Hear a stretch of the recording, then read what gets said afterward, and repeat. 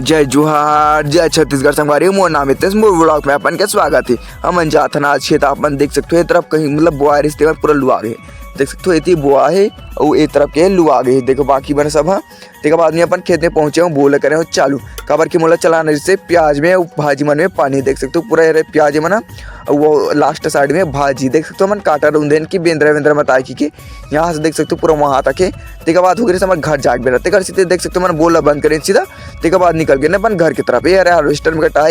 कटाए हाथ में